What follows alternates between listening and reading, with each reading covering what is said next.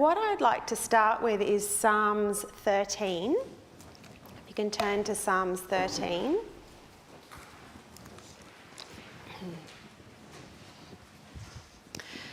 The heading in my Bible is Trust in the Salvation of the Lord. This is a Psalm of David and my title as well for today's sermon. Trust in the salvation of the Lord. David says, "How long, O Lord, will you forget me forever? How long will you hide your face from me?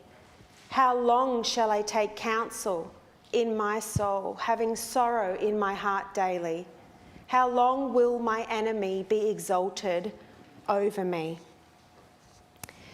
In these first two verses of chapter 13, we find David distressed, yeah? We find him anguished and struggling. Other versions actually use, instead of taking counsel, they actually use, "How long must I bear pain in my soul and have sorrow in my heart all day long?" David is struggling. Some may even say he has situational depression. He is not okay at that point. Now this is David, King David. David, the David and Goliath David. The David that God sought out personally amongst all of his brothers way back in the beginning and was chosen to be in the position of leader and king. How long, O God, how long will you forget me? Hide from me, God, how long? David is not okay. David feels alone. David's fear, his sorrow, they are ruling his thoughts. David isn't trusting in the salvation of the Lord. Let's go to the book of Ruth.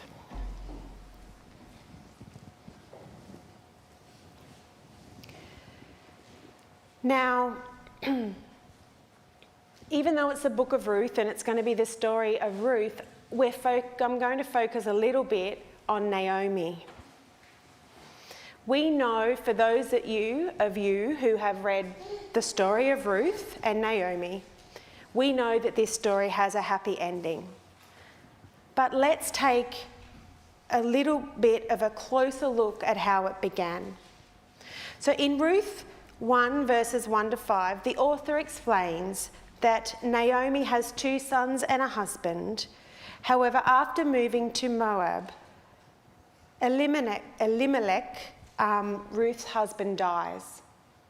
Her sons take for themselves wives, but then within 10 years, they also die. Can you imagine this mother's heart, the wife, the loss, the grief that she experienced during those times? In verse 6, the women pack up to leave. Now, Naomi is wanting to return to her home of Judah, and she's trying to get her daughters-in-law to go back to their mothers' homes. However, despite Naomi's encouraging them and blessing them to go on their way, both women are struggling. They're not wanting to leave Naomi, and there'll be all feelings associated with that for them as well. There's probably even a sense of responsibility for them. But Naomi makes it clear. In verse 11, she is essentially begging them to go and live their lives, to have the children they haven't been able to have. And I get the sense in this that she's really grappling with the words to tell them to go, and knowing that there is this whole future that they have lost that she wants for them. She cannot give them what they both deserve. But Naomi herself is grieving so much loss, so much pain. And she's so angry at God. She's really angry at God. In verse 13, at the end of verse 13, she even says to the girls, "The Lord has gone out against me." Further down in verse 20, she says, "Don't even call me Naomi. Call me Mara, for the Almighty has dealt bitterly with me. I went out full, and the Lord has brought me home again. I'm empty. Why do you call me Naomi? Since the Lord has testified against me, and the Almighty has afflicted me." So Naomi returned, and Ruth the Moabitess, her daughter-in-law, with her. Thankfully, the other daughter-in-law, she leaves. She has in her heart to leave.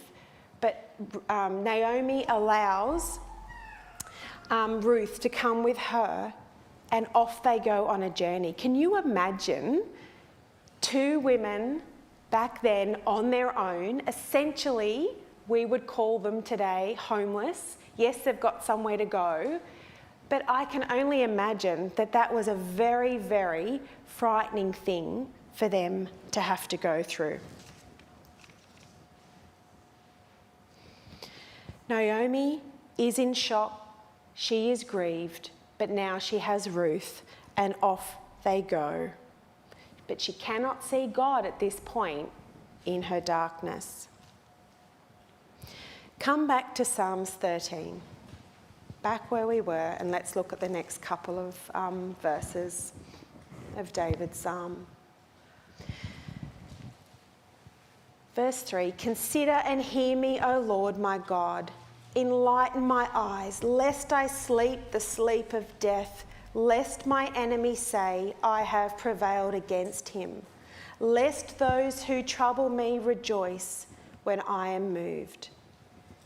He is struggling. He is struggling. Now, our ladies back in the book of Ruth, they are on their journey. They are alone, but they are on their journey. But the interesting, I guess, point that's made at the end of chapter 1 is that they happened to come into Bethlehem at the beginning of barley harvest.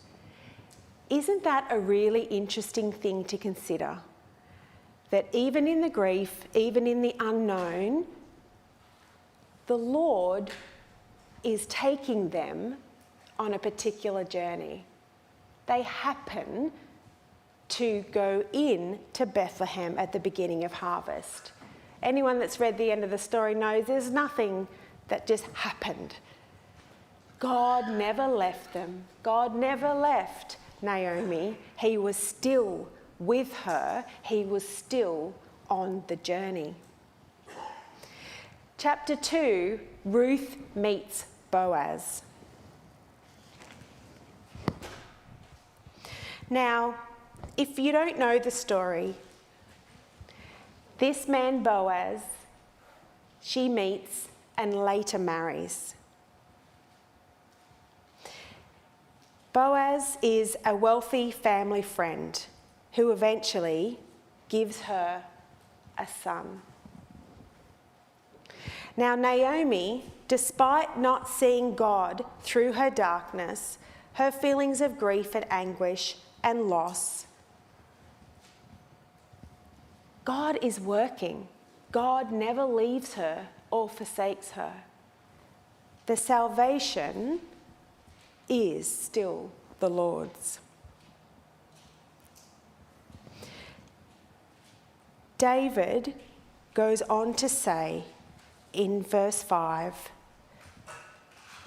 "But I trusted your steadfast love.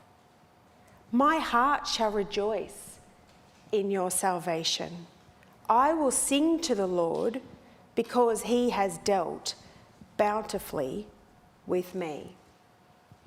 Such a short psalm of where David starts in agony, not being able to see the end from the beginning, wrestling with God essentially. But when I look at that, the third and fourth verse, even though he's still agonizing, it turns into a prayer.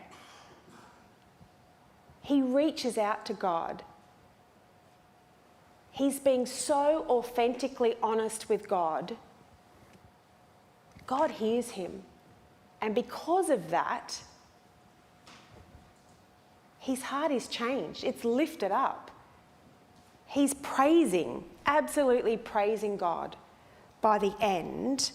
And he then can even see that his enemies are going to be taken over again. He remembers his story. He remembers everything that God has done for him in the past, doesn't he?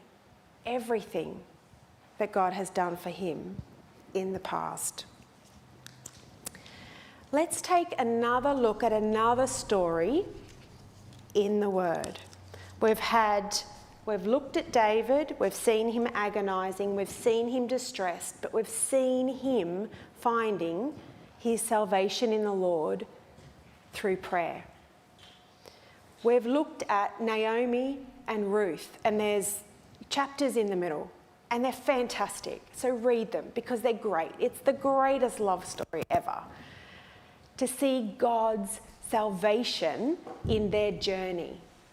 In the Word, God says, I will restore what the enemy has stolen.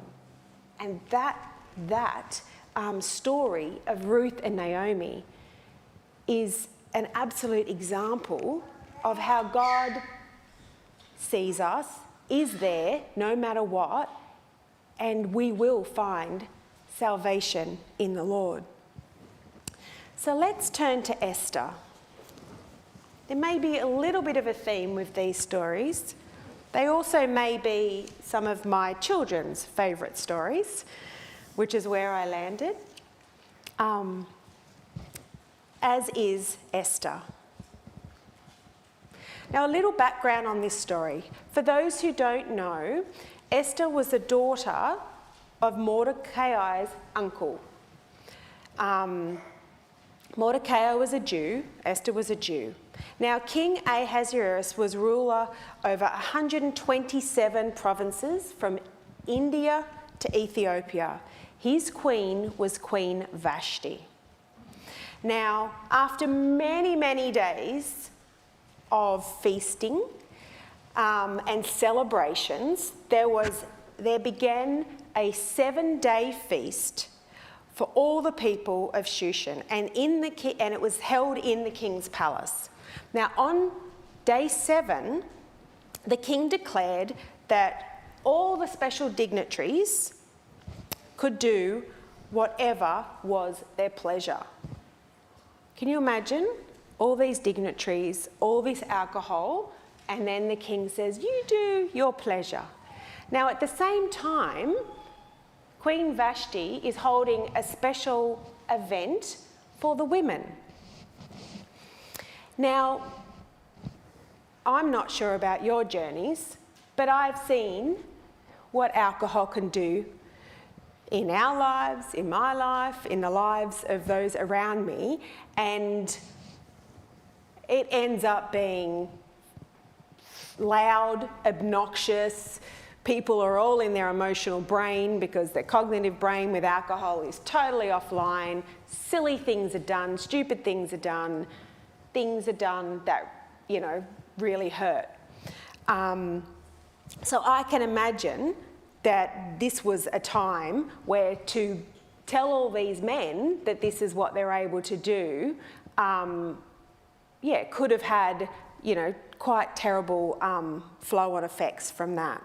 Now, Queen Vashti was summoned by the king to put a crown on, because she was very beautiful, and to come and present herself before these men. She declined. She declined. Now, that was a huge thing to do. Like, it it was absolutely not okay. And we can look at where the story picks up, even in verse 17 of chapter 1 of Esther. For the queen's behaviour will become known, this is what they're worried about, the queen's behaviour will become known to all women so that they will despise their husbands in their eyes when they report. It moves down further in verse 19, even 18, it says, the very day the noble ladies of Persia and Media will say to all the king's officials that they have heard of the behaviour of the queen. Thus there will be excessive contempt and wrath. So their concern was, because Queen Vashti refused to come, like she said no to the king, to her husband, that she wasn't okay to parade herself around, the discussions that were being had is because of that, all women are going to know that that's now an option, to say no to their husband. Now, in verse 19, it was decided, or it was suggested, if it pleases the king, let a royal decree go out from him, and let it be recorded in the laws of the Persians and the Medes, so that it will not be altered, that Vashti will come no more before King Ahasuerus, and let the king give her royal position to another. Now, then comes the next layer of the story of Esther. So essentially, a decree or a request went out that they were going to be looking for a new queen, and they wanted all the beautiful virgins to come and present themselves in preparation for being a new queen being chosen.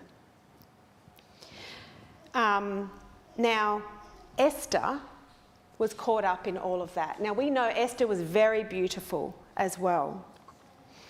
So, Esther ends up obtaining favour.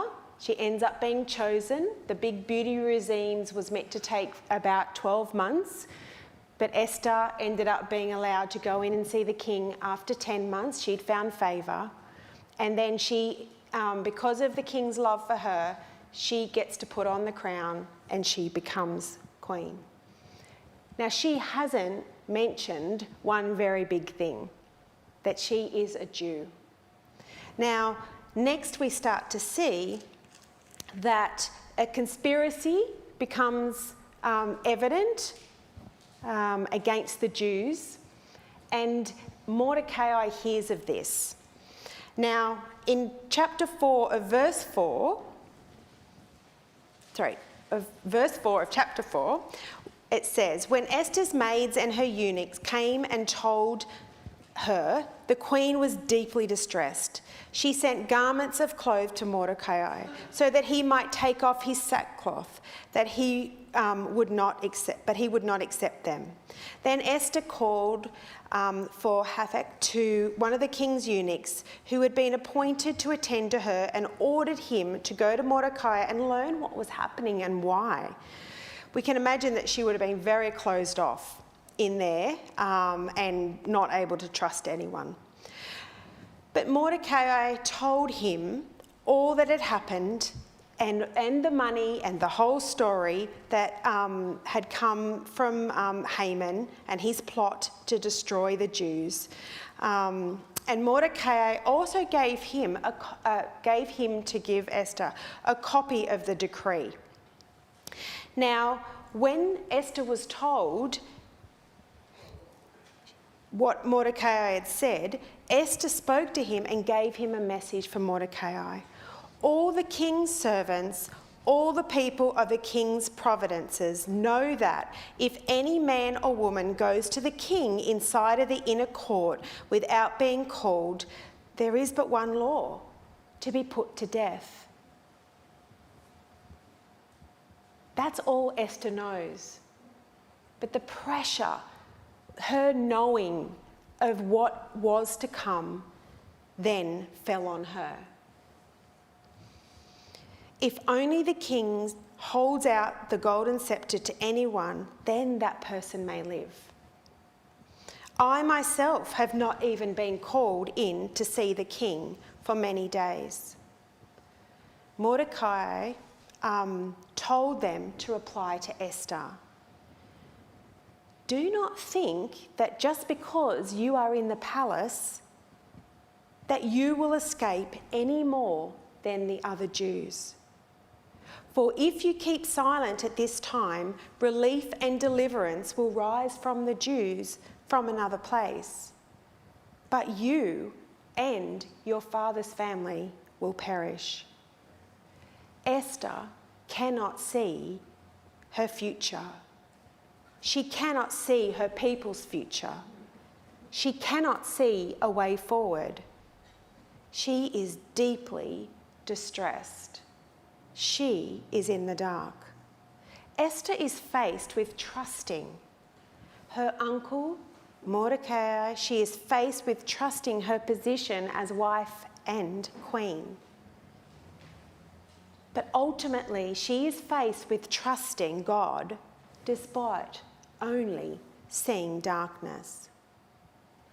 Who knows? Perhaps you have come to royal dignity for such a time as this, Esther.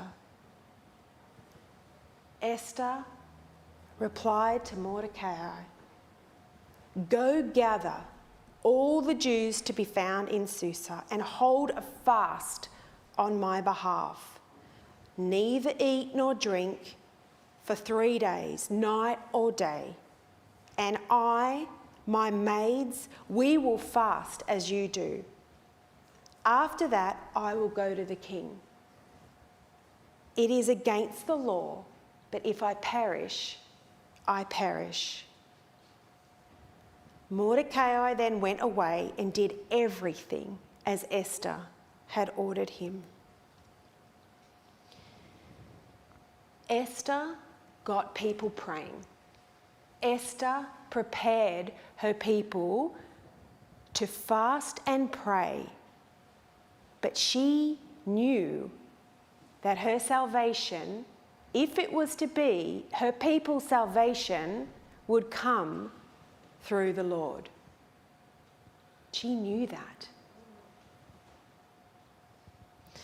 As the story goes on, Esther, through the power and strength of those praying for her, went before her king, and as a result, truth was told. The decree was reversed. She literally saved her people by trusting God despite the darkness, despite her fear. Naomi and Ruth, even though Naomi was distressed and she couldn't see her future, she knew God. She knew God, and God took them both on such a journey. They had restored by God what the enemy wanted to take from them. Naomi, despite the darkness, her feelings of grief and anguish and loss, despite her feelings, God delivered. Very, very good things happened for Naomi and Ruth. Naomi is blessed with a grandchild named Obed. Obed was the father of Jesse. Jesse was the father of David. David had a lineage of truth and faith. But he poured his heart out to God, and God received him. It was okay. God does not judge us. David said, "But I trusted in your steadfast love. My heart shall rejoice in your salvation. I will sing to the Lord because he has dealt bountifully with me. We all have a story of grief and loss. I look around the room and I see grief and loss. I had grief and loss. But God finishes the story, doesn't he? Salvation is found in the Lord. The enemy wants to destroy us. John 10:10 says, "The thief does not come except to steal, kill and destroy, but I have come that they may have life and that they may have it more abundantly." Ruth and Naomi had loss. They lost their first loves. It was hard, but God restored and multiplied. His promise to us is, I will bless you abundantly more than what you could ever ask or think. I will bless you abundantly. He never forgets us. He can. His love is perfect. Isaiah 49:15 says, "Can a woman forget her nursing child or show no compassion for the child of her womb? Even these might forget, yet I will never forget you." David, Ruth, Naomi, Esther, Mordecai, God never forgot them. He never let go of them. Deuteronomy 6:12, "Take care, though, that you do not forget the Lord, who brought you out of the land of Egypt, out of the house of slavery." More than ever, we must trust him to lead us out of darkness and witness to the people around us. Share our story. Share our story. My story is one of grief and loss. And you can add a lot of other words, stupidity, all kinds of things, right? And, you know, never could I have imagined that all these years on, God would have restored me through my failures of marriage, my failures, to leave me as one of, and I'm not saying this, but one of the most leading couples therapists in the area. Like, is that not ridiculous? That is ridiculous. But that's a ridiculous love that God has for us. You know, I think David felt like an imposter. I think Esther felt like an imposter. That's what connected me to those stories. Standing up here today, I feel like an imposter. But every day in my work, I feel like an imposter. I feel like, what on earth are people paying me money to hear them and to help them with their marriages? But God says, no, you're not. God says you had authentic love for me, and I have restored you. I will restore what the enemy has stolen. You know, every one of us have a story. And you know what? Grief and struggle really is probably in the midst of us. Like, in all of that, it's struggle, it's grief, it's loneliness, it's feeling not enough. And it will definitely be confusion. What next? What's going on? How do I do this? I don't know what to do. What am I doing? But these people that we've looked at in the Word, and I've struggled so much with my sermon because I didn't know which story to settle on. Because this is full of authentic love and trust. Trust in the salvation, and that the salvation for us comes only from the Lord. More than ever, we have to be seeing that. We have to be seeing that life is hard and things are confusing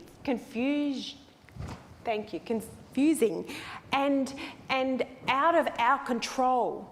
That's the biggest thing. It's out of our control, especially these last 3 or 4 years. It's ramping up. Do you see that? The earthquakes and this and that, and it's tough. Should we be surprised? No, because it's in the end of the Bible. We've got it written there. But does it mean that it's not hard? That it's not going to be hard and it's not going to be confusing and we're going to have all our feelings just roaring out there? Because of stress, and as a therapist, I know this, I've studied this, our stress responses, as soon as we're stressed, we go into our emotional brain, folks. David was stressed. Ruth was stressed. Ruth would never really walk away from God. Naomi would never really walk away from God. It wouldn't happen. David wouldn't. So he was designed. He was absolutely conditioned and born for exactly where he landed. So are we. For I know the plans that I have, saith the Lord, for each one of us, plans to prosper us, not to harm us, and to give us a future and a hope.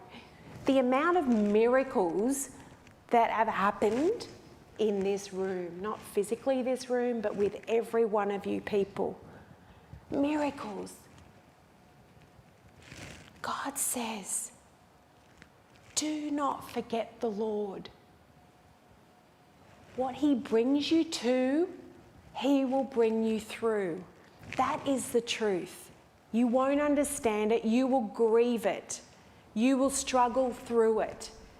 But trust me, I sit in a room day in and day out, and if I can't share Jesus, people do not have hope. It is so hard for me to do my job when I cannot point people to the blessed hope, that ultimate salvation is in the Lord, that what they are going through, he will bring them through. We have a message. I encourage you to use it. I encourage you to share it. Testify. All of you have stories. Share them. We don't get to write them in the Bible anymore. These people's stories were so important, but so real. We have this to read. So today, in this part of Earth's history, if you're a writer, write it. Plenty of great books. If you can speak, do a podcast, preach it, whatever. But he has not become slack in our lives.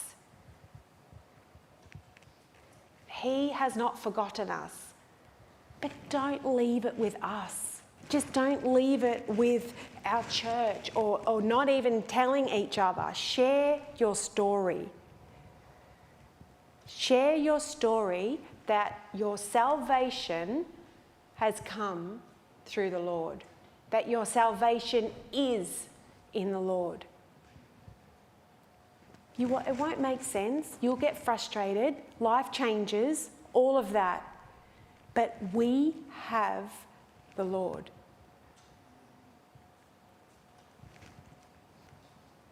I want to encourage you today to share your story with someone this week.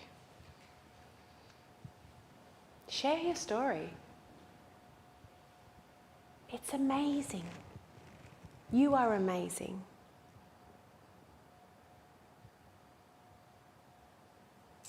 Salvation only comes through us trusting him.